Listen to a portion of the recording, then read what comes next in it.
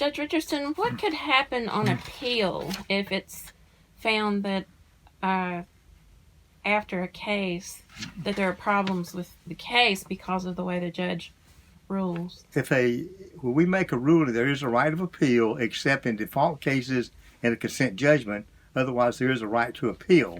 The right to appeal varies from case to case. In dispossessory cases, for example, 7 days to file an appeal.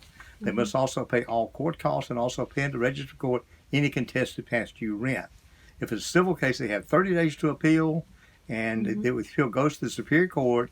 It's the only court it would go to, and they also, there's a de novo appeal, and if the court accepts the appeal, then the Superior Court judge will make a ruling based on the law.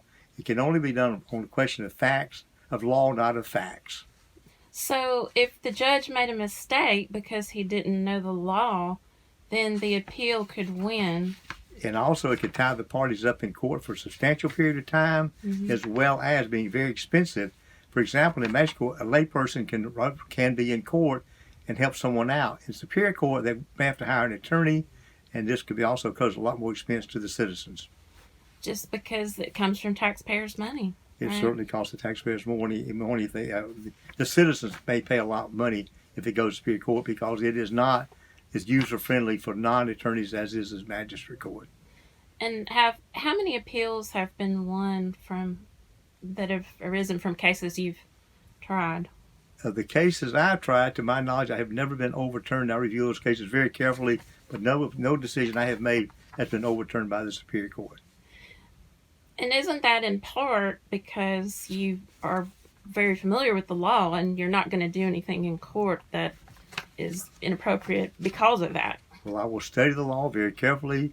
Even before the case goes to trial, I will review the facts of the case and as the pleadings of the case and make sure that I have a clear understanding of the law.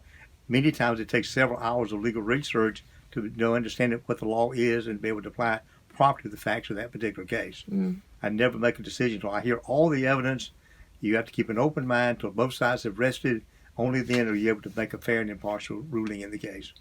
So if a judge doesn't know the law, he could make mistakes. It could cost the taxpayers money. It could tie the parties up in court. And it's just a lot of things that are not preferable could happen. Yeah, I think, the courts are different than they were 20, 30, 40 years ago. Magistrate court is much more complicated, much more detailed court, which does require an extreme good knowledge of the law in order to carry out the functions of this court.